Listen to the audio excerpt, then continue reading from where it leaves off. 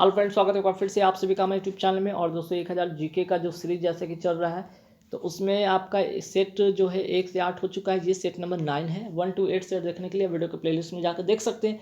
हालांकि इस वीडियो के डिस्क्रिप्शन में उसका लिंक मैं दे दूंगा, वहाँ से भी आप सारे वीडियो को एक करके आप 1 to 8 का जितना भी सीरीज़ है वो देख सकते हैं। यहाँ पे फर्स्ट क्वेश्चन पर आएंगे। सबसे पहले देखेंगे फर्स्ट क्वेश्चन में क्या है।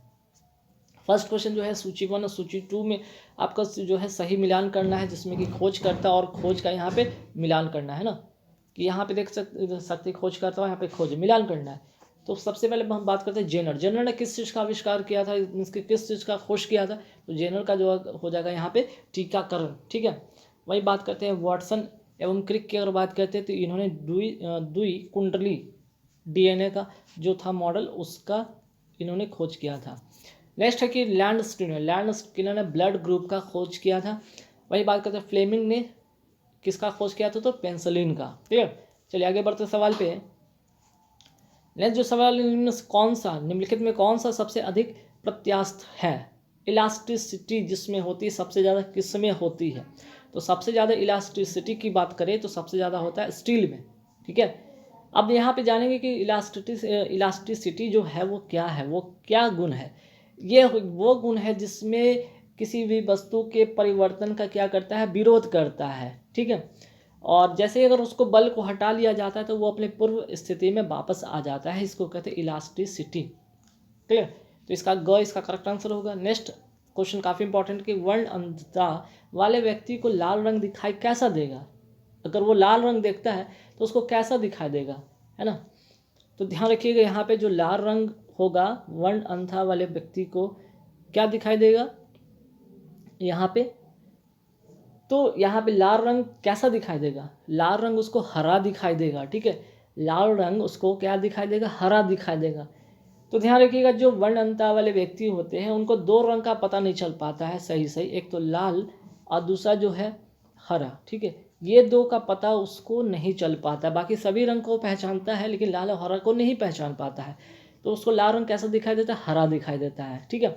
अगर हम बात करते हैं इस रोग का सबसे ज़्यादा जो लक्षण होता है, प्रभाव होता है, किस में होता है, सबसे ज़्यादा ये मेल पार्ट में ज़्यादा ये लक्षण दिखा देता है, मीन्स कि पुरुष में सबसे ज़्यादा दिखाई देता है ना। स्त्री में भी लक्षण कभी कभार दिखाई देता है, तब जब इसका जो है गुणसूत्र जब दोनों एक्स वाले होंगे तब। ठीक है। चलिए आगे बढ़ते सवाल पे। नेक्स्ट सवाल क्या है कि पायस एक क्या है, यहाँ पे पूछा गया पायस एक कोलाइड होता है ना। पायस जो है क्या है, एक कोलाइड है। तो क्या किसका कोलाइड मिश्रण है ना। तो किसका यहाँ पे पूछा गया मिश्रण, द्रव में गैस का मिश्रण है, या द्रव में द्रव का मिश्रण है, या गैस में द्रव का मिश्रण है, ठोस में द्रव का मिश्रण है। तो इसका जो करेक्ट आंसर होगा वो होगा द्रव में द्रव का मिश्रण। ठीक है। सॉरी, यहाँ पे द्रव में द्रव का मिश्रण हो जाएगा, है ना। तो अगर इसका एग्जाम्पल की अगर बात करते हैं, तो एग्जाम्पल आप लेंगे तो यहाँ पे दूध हो जाएगा पायस का उदाहरण। ठीक है। दूध हो जाएगा आपका पायस का उदाहरण। अगर हम बात करते हैं द्रव में गैस का, तो इसका एग्जाम्पल अगर लिखना चाहेंगे तो क्या लिखेंगे, वायु की आर्द्रता। ठीक है। वायु आर्द्रता की अगर बात करते हैं तो ये हो जाएगा द्रव में गैस। अगर हम बात करते हैं गैस में द्रव का विलयन, तो इसका नोट कर ले एग्जाम्पल। इसका एग्जाम्पल क्या हो जाएगा, ब्रोमीन। ठीक है। ब्रोमीन हो गया, अमोनिया हो गया, है ना। ब्रोमीन और अमोनिया इसके एग्जाम्पल हैं। ठोस में गैस का मिश्रण, ठोस में गैस का मिश्रण का एग्जाम्पल आप नोट करना चाहे तो इसका लिख लीजिए कपूर। ठीक है।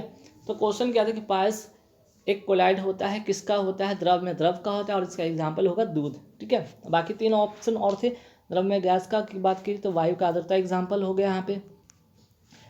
गैस में द्रव का की बात करते तो ब्रोमीन, अमोनिया हो गया। ठोस में द्रव का बात करें तो कपूर। ठीक है। नेक्स्ट क्वेश्चन है माई लाइफ माई मिशन निम्न में से किसकी आत्मकथा है। ठीक। तो इसका जो करेक्ट आंसर इनमें से कौन सा होगा आपको बताना है। तो इसका जो करेक्ट आंसर होगा वो होगा बाबा रामदेव, है ना। बाबा रामदेव हो जाएगा इसका करेक्ट आंसर। आगे बढ़ेंगे सवाल पे। भारत में सबसे अधिक साक्षर संघ राज्य क्षेत्र कौन सा है। तो इसका जो करेक्ट आंसर होगा भारत में सबसे अधिक साक्षर संघ जो शासित प्रदेश है वो है लक्षद्वीप। ठीक। लक्षद्वीप की अगर बात करें तो जनसंख्या की दृष्टि से सबसे छोटा केंद्र शासित प्रदेश माना जाता है। ठीक है, चलिए आगे बात करते हैं नेक्स्ट क्वेश्चन पे कि मीठे स्वाद की अनुभूति जीभ पर स्वाद केंद्र स्थित कहाँ पे होता है। मीन्स की अनुभूति जो होता है ना, मीठे का स्वाद जो होता है कहाँ पे होता है। मान लीजिए टंग है तो उसके किस भाग पे होता है, तो ये टिप वाले भाग पे होता है, अग्र भाग पर। मीन्स कि इसको कहेंगे यहाँ पे टिप पर। ठीक है, टिप पर होता है, इसका मीठा स्वाद लगता है अग्र भाग पर। क्लियर, कहाँ पे लगता है, मीठे स्वाद का अनुभूति होगा जो अग्र भाग पर होता है। ठीक, चलिए आगे बढ़ेंगे इस सवाल पे। नेक्स्ट क्वेश्चन क्या है कि जिम कॉर्बेट नेशनल पार्क मुख्य रूप से किस वन्य प्राणी के संरक्षण से संबंधित है।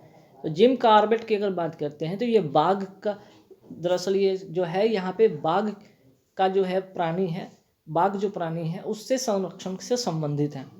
क्लियर, चलिए आगे बढ़ेंगे सवाल पे। अच्छा, इसका एक और कई बार क्वेश्चन आता है, जिम कॉर्बेट नेशनल पार्क का पुराना नाम क्या है, तो हेली नेशनल पार्क था। ठीक, और ये कहाँ पे है, जिम नेशनल का कॉर्बेट जो है, जिम कॉर्बेट नेशनल पार्क है कहाँ पे, तो ये उत्तराखंड में है ना, उत्तराखंड में ये है। क्लियर, आगे बढ़ेंगे तो दक्षिण अफ्रीका के किस शहर में गांधी जी को श्वेत लोगों द्वारा पिटा और ट्रेन से नीचे फेंक दिया गया। तो इसका जो करेक्ट आंसर होगा वो होगा यहाँ पे, आंसर करेक्ट वो क्या होगा, जल्दी से बताएं, जल्दी से बताएं। ठीक है, तो आंसर होगा यहाँ पर प्रिटोरिया। ठीक है, प्रिटोरिया है कहाँ भाई, तो दक्षिण अफ्रीका में। ठीक है, दक्षिण अफ्रीका में। ठीक है, ये दक्षिण अफ्रीका में होगा इसका करेक्ट आंसर। नेक्स्ट क्वेश्चन है कि निम्नलिखित में कौन सा देश सार्क का सदस्य नहीं है। सार्क का सदस्य नहीं पूछा, सार्क का सदस्य नहीं है पूछा है, तो इसका जो करेक्ट आंसर होगा वो होगा म्यांमार। ठीक है, वो होगा म्यांमार, इसका सदस्य नहीं है। तो अगर बात करें सार्क संगठन, CAAR से है ना, सार्क की अगर बात करते हैं तो इसका फुल फॉर्म क्या हो जाता है, south Asian association for regional corporation. इसकी स्थापना हुआ था 1985 में। ठीक है, 1985 में इसका स्थापना हुआ था। और इसके सदस्य देश कौन कौन है भाई, नोट करना है तो कर लीजिए।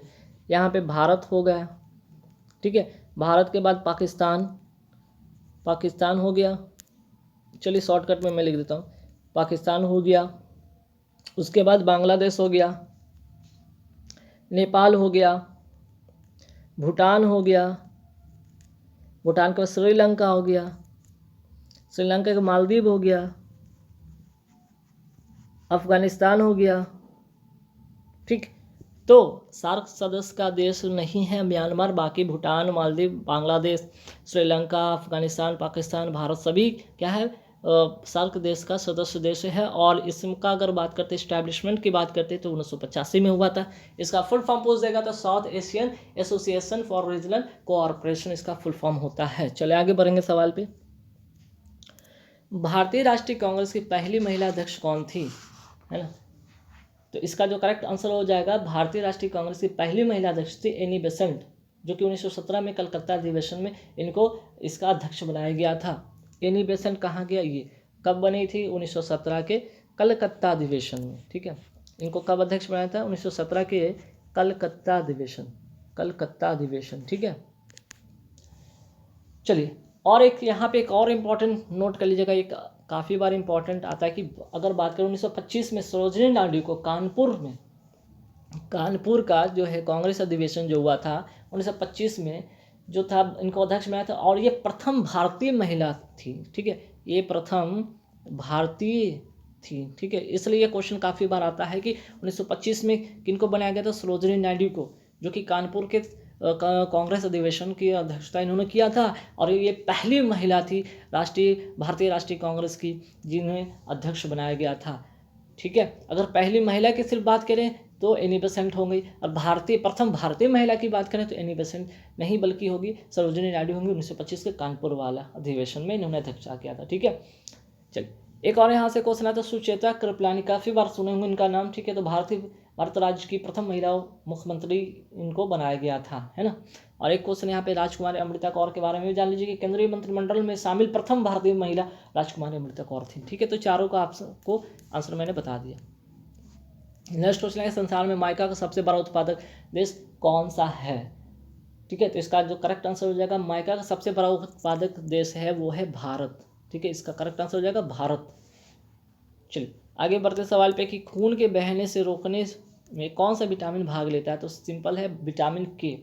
ठीक है, विटामिन के, और इसका जो रासायनिक नाम की अगर बात करते हैं, इसका रासायनिक क्या नाम क्या है, फिलो क्विनोन। ठीक है, फिलो क्यूनोन, ध्यान रखिए, काफ़ी इंपॉर्टेंट क्वेश्चन है।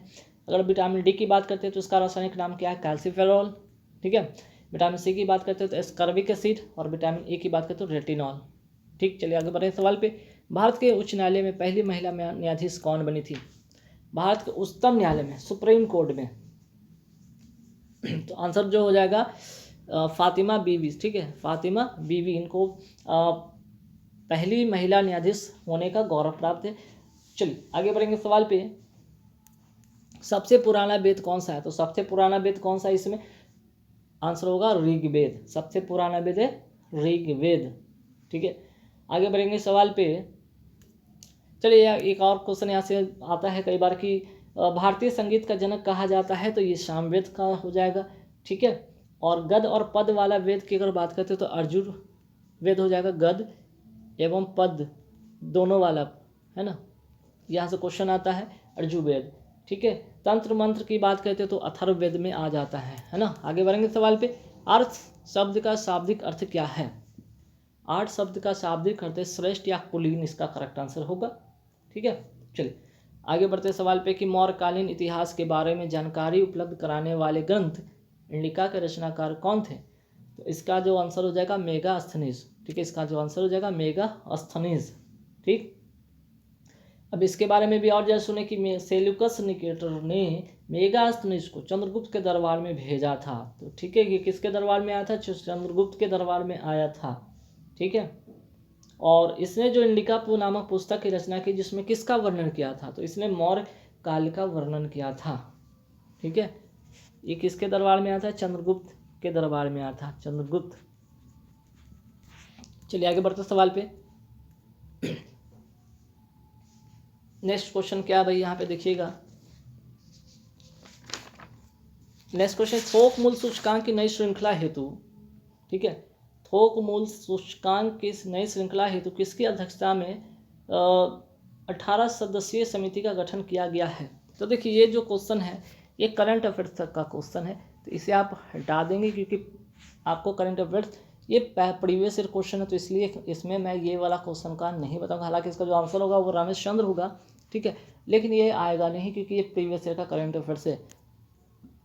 आगे बढ़ेंगे सवाल पे, मुगल बादशाह जो उच्च कोटि के चित्रकार माने जाते थे, तो वो कौन मुगल बादशाह थे जो उच्च कोटि के चित्रकार माने जाते थे, इसका करेक्ट आंसर हो जाएगा जहांगीर। ठीक है, जहांगीर होगा। चलिए आगे बढ़ेंगे सवाल पे, निम्नलिखित में किस खेल में खिलाड़ी को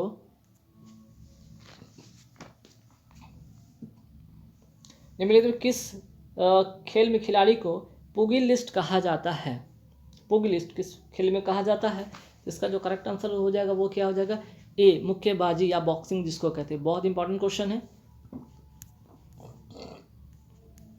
नेक्स्ट क्वेश्चन है, हाइकिंग स्ट्रिप शब्द किस खेल से संबंधित है, हाइकिंग स्ट्रिप किस खेल से संबंधित है, इसका जो करेक्ट आंसर हो जाएगा वो होगा पाल नौकायान से, है ना। चलिए आगे बढ़ेंगे सवाल पे।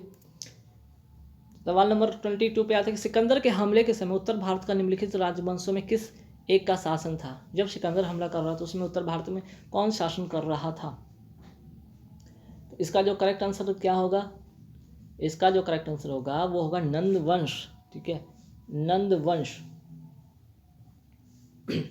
चलिए आगे बढ़ते हैं सवाल पे, बुद्ध की मृत्यु के पश्चात प्रथम बौद्ध संगीति की अध्यक्षता किसके द्वारा किया गया था, तो इसका जो करेक्ट आंसर होगा वो होगा महाकश्यप द्वारा। ठीक है, महाकश्यप द्वारा। तो प्रथम बौद्ध संगीति का अध्यक्षता महाकश्यप द्वारा किया गया था। और अगर बात करते हैं प्रथम बौद्ध संगीति किसके समय में हुआ था, तो ये हुआ था अजात शत्रु के समय में राजगृह में आयोजित किया गया था, और अध्यक्षता किया था इन्होंने महाकश्यप द्वारा किया गया था। ठीक है, चलिए आगे सवाल पे आते हैं कि अनुशीलन समिति नामक क्रांतिकारी संगठन का केंद्र कहाँ स्थित था। ठीक है, तो इसका जो करेक्ट आंसर होगा वो होगा बंगाल में। ठीक है, इसका करेक्ट आंसर होगा बंगाल में। आगे बढ़ते सवाल पे कि आज़ाद हिंद फौज के मुकदमे की पैरवी के लिए गठित टीम की नेतृत्व किसने किया था? तो इसका करेक्ट आंसर होगा भूला भाई देसाई द्वारा। तो देखिए, आज़ाद हिंद फौज के मुकदमे में पैरवी के लिए जो थे भूला भाई देसाई थे, तेज बहादुर थे, जवाहरलाल नेहरू थे, KN काटजू थे। लेकिन इन सभी ने तो पैरवी किया, लेकिन इनमें अध्यक्षता की अगर बात करते हैं तो अध्यक्षता कौन किया था? भूला भाई देसाई ने किया था। ठीक है, हुआ था कि आज़ाद हिंद फौज के सैनिकों पर नवंबर 1945 में मुकदमा चलाया गया था। इसे दिल्ली मुकदमा या लाल किला मुकदमा के नाम से भी जाना जाता है। जन समर्थन को देखते हुए लॉर्ड बेबल ने आम माफी आज़ाद हिंद फौज के सैनिकों को देना पड़ा था, है ना। चलिए, नेक्स्ट क्वेश्चन है कि स्वर्ण कमल पुरस्कार किस क्षेत्र में दिया जाता है? तो स्वर्ण कमल की अगर बात करते हैं, ये दिया जाता है सिनेमा के क्षेत्र में दिया जाता है। नेक्स्ट है कि अंतर्राष्ट्रीय नेशनल मंडेला दिवस कब मनाया जाता है? किस तिथि को मनाया जाता है? 18 जुलाई को मनाया जाता है। आगे बढ़ते हैं कि प्रसिद्ध जगन्नाथ मंदिर किस राज्य में है? तो इसका जो करेक्ट आंसर हो जाएगा वो होगा ओडिशा में, प्रसिद्ध जगन्नाथ मंदिर। और यहाँ पे एक और भी मंदिर है, कोणार्क का मंदिर भी है फेमस, जो कि ओडिशा में है। चलिए आगे बढ़ते सवाल पे, पृथ्वी की कक्षा में स्थापित होने वाला पहला कृत्रिम उपग्रह कौन सा था? तो इसका करेक्ट आंसर हो जाएगा स्पुतनिक 1। ठीक है, जो कि 1957 में पूर्व सोवियत संघ द्वारा अंतरिक्ष में छोड़ा गया था, जो विश्व का प्रथम उपग्रह था। चलिए आगे बढ़ते हैं, निर्जलीकरण में शरीर में निम्न में से किसकी कमी हो जाती है? तो इसका जो करेक्ट आंसर होगा वो होगा सोडियम क्लोराइड। आंसर होगा सोडियम क्लोराइड। नेक्स्ट है कि किस खेल में गेम पॉइंट से गेम और गेमों से सेट बनते हैं? तो इसका करेक्ट आंसर जो होगा वो क्या होगा? टेबल टेनिस, है ना। सॉरी, टेबल टेनिस है, सिर्फ टेनिस होगा। इसका करेक्ट आंसर हो जाएगा टेनिस। भारतीय संविधान का कौन सा अनुच्छेद राष्ट्रपति को लोकसभा भंग करने की शक्ति प्रदान करता है? वेरी वेरी इंपॉर्टेंट क्वेश्चन है। तो इसका जो करेक्ट आंसर हो जाएगा वो होगा अनुच्छेद 85 कहता है। ठीक है, आगे बढ़े सवाल पे कि निम्नलिखित में कौन सी पर्वत श्रेणी सबसे पुरानी है? तो इसका करेक्ट आंसर हो जाएगा अरावली की। जो अरावली है वो पर्वत श्रेणी है जो भारत की सबसे पुरानी श्रेणी है। और इसका एक इंपॉर्टेंट क्वेश्चन है कि इसकी सबसे ऊंची चोटी का नाम जो है, इसकी एक ऊंची चोटी है, उसका नाम क्या है? गुरु शिखर। ठीक है, ये कई बार पूछा गया, गुरु शिखर। चलिए आगे बढ़ेंगे सवाल पे कि किस संविधान संशोधन बिल द्वारा भारत में मतदान की आयु किस साल से घटाकर 18 साल कर दिया गया? इसका जो करेक्ट आंसर हो जाएगा 61वां संविधान संशोधन द्वारा। ठीक है, जो कि कब किया गया था? 1989 में। चलिए, महात्मा गांधी ने अपना रंगभेद के विरुद्ध आंदोलन कहाँ शुरू किया था? तो इसका जो करेक्ट आंसर हो जाएगा वो क्या हो जाएगा आपका? एक तो होगा यहाँ पे, सबसे पहले जान लीजिए कि तो दक्षिण अफ्रीका में हुआ था, लेकिन कहाँ पे? तो नटाल प्रांत में। ठीक है, दक्षिण अफ्रीका के नटाल प्रांत में। ठीक है, चलिए आगे बढ़ते सवाल पे, निम्नलिखित कौन सा भारतीय नागरिक का मूलभूत अधिकार नहीं है? तो जायदाद का अधिकार अब नहीं है। ठीक है, ये मौलिक अधिकार थे, हटा दिया गया। जब संविधान की बात करते बना था तो संविधान में 7 मौलिक अधिकार थे। ठीक है, 7 मौलिक अधिकार थे। ठीक है, 7 मौलिक अधिकार थे, लेकिन अब कितने हैं?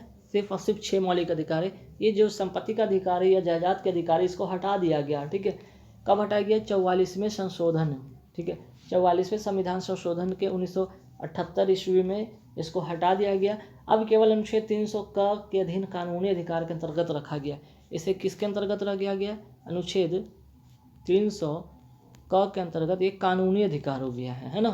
चलिए, पोटोमीटर से क्या मापा जाता है? बहुत ही अच्छा सवाल है, पोटोमीटर से क्या मापा जाता है? तो इसका जो करेक्ट आंसर होगा वो होगा वाष्पोत्सर्जन। ठीक है, चलिए नेक्स्ट क्वेश्चन है कि डीएनए की प्रकृति किस प्रावस्था में होता है? इसका जो करेक्ट आंसर हो जाएगा वो होगा क्या भाई? ये एस प्रावस्था में होगा। इसका करेक्ट आंसर हो जाएगा एस प्रावस्था में। आगे बढ़ते सवाल में कि स्थलीय स्तनधारी के मूत्र में मुख्य नाइट्रोजनी अपशिष्ट उत्पाद होता है, क्या होता है भाई? तो इस अपशिष्ट के रूप में क्या रहता है? तो अपशिष्ट के रूप में रहता है यूरिया। ठीक है, नेक्स्ट क्वेश्चन है निम्नलिखित में कौन परजीवी है? परजीवी, तो यहाँ पे अमीबा प्रोटियस जो है एक परजीवी है, ठीक है। और अमीबा का जो अगर वैज्ञानिक नाम की बात करते हैं तो अमीबा प्रोटियस इसका वैज्ञानिक नाम है ना। अमीबा का ये वैज्ञानिक नाम है, अमीबा का क्या है, बायोलॉजिकल नेम है ये, ठीक है। चलिए, और एक यहाँ से इम्पॉर्टेंट क्वेश्चन है कि एंट अमीबा हिस्टोलोसिका जो परजीवी के कारण मनुष्य में पेचिश रोग होता है, और एक होता है एंट अमीबा जिंजवेलिस, जिंजवेलिस के द्वारा जो होता है वो कौन सा बीमारी होता है? पैरिया। दो इससे इम्पॉर्टेंट क्वेश्चन है, नोट कर लीजिए फिर से। एंट अमीबा हिस्टोलोटिका की बात करें तो पेचिस, एंट अमीबा जिंजवेलिस की बात करें तो पैरिया, ठीक। आगे बढ़ते सवाल पे, हमारे शरीर में पाया जाने वाला फास्फोरस तत्व उपस्थित रहता है, कहाँ पे उपस्थित रहता है? हड्डियों एवं दांतों में, ठीक है। इसका करेक्ट आंसर होगा हड्डियों एवं दांतों में। आगे बढ़ते हैं, वसा संचित होती है, किस में संचित होती है? तो वसा जो संचित होती है जो एडिपोज जो टिश्यू है उसमें ये संचित रहती है, ठीक है। आगे बढ़ते सवाल पे कि भारतीय गन्ना अनुसंधान कहाँ स्थित है? गन्ना अनुसंधान कहाँ स्थित है? तो इसका जो करेक्ट आंसर हो जाएगा वो हो जाएगा कोयम्बटूर, ठीक है। इसका करेक्ट आंसर हो जाएगा कोयम्बटूर। आगे बढ़ते हैं, एक ही पौधे के दो विभिन्न पुष्पों के बीच होने वाला परागकण क्या कहलाता है? तो इसका जो करेक्ट आंसर हो जाएगा वो क्या होगा, जल्दी से बताएंगे। तो इसका करेक्ट आंसर होगा गैटिनोगैमी, गैटिनोगैमी, ठीक है। एक ही पौधे होते हैं, दो अलग अलग पुष्प होते हैं, ठीक है। उनके बीच में जो पॉलिनेशन होता है, परागकण होता है, उसी को कहते हैं, ठीक है। नारियल में आप क्या खाते हैं? नारियल का क्या खाते हैं आप? ठीक है, ये क्वेश्चन है कि नारियल का आप किस भाग को खाते हैं, ये बताना है। तो इसका जो करेक्ट आंसर क्या हो जाएगा, जल्दी से बताएंगे। नारियल का किस भाग को आप खाते हैं? तो ये हो जाएगा भ्रूण पोष हो जाएगा, है ना। भ्रूण पोष इसका करेक्ट आंसर हो जाएगा, ठीक है। चलिए आगे बढ़ते सवाल पे कि लुई पास्चर ने किस चीज़ का सिद्धांत दिया था? जल्दी से बताएंगे। तो इसका जो होगा रोग का जन्म सिद्धांत दिया था लुई पास्चर ने, ठीक है। आगे बढ़ते सवाल पे कि CO+H2 का मिश्रण क्या कहलाता है? ये कहलाता है वाटर गैस। जब CO+H2O मिल जाए तो क्या बन जाता है? वाटर गैस बन जाता है ना। ये क्या बन जाता है? वाटर गैस बन जाता है, ठीक है। आगे बढ़े सवाल पे कि हीरे की चतुष्फलकीय संरचना क्यों है? वजह क्या है, क्या कारण है? इसका जो कारण है वो sp3 संरचना के कारण, ठीक है। चलिए आगे बढ़ते हैं। NaOH में ऑक्सीजन का प्रतिशत कितना होता है? तो इसका करेक्ट आंसर जो होगा वो होगा 40। सोडियम का कितना होता है? 11। इसका जो द्रव्यमान होता है, मास होता है इसका 22। ऑक्सीजन का कितना होता है? परमाणु संख्या 8। इसका जो होगा कितना? मास 16। और हाइड्रोजन का तो होता है 1। इसका जो होता है द्रव्यमान होगा कितना? 2। सबको जोड़ेंगे तो कितना हो जाएगा? 40, ठीक है। चलिए आगे बढ़ेंगे सवाल में। ऊर्जा की इकाई क्या है? ऊर्जा की इकाई है जूल, ठीक है। कार्य का भी जो होता है इकाई होता है वो भी होता है जूल, ठीक है। 1 जूल यहाँ पे आता है कि 1 जूल बराबर कितना अर्घ? 1 जूल बराबर जो होता है 10⁻7 अर्घ होता है, ठीक है। तो गाइस इस वीडियो में बस इतना ही क्वेश्चन रखेंगे, 50 क्वेश्चन रखेंगे। नेक्स्ट वीडियो जो लेकर आऊँगा फिर से 50 क्वेश्चन का होगा, एक शानदार टॉपिक के साथ, एक शानदार जीके के साथ लेकर आऊँगा। और बाकी सारे वीडियो को देखने के लिए वीडियो को प्लेलिस्ट में आप देख लेंगे। इस वीडियो में थैंक यू वेरी मच।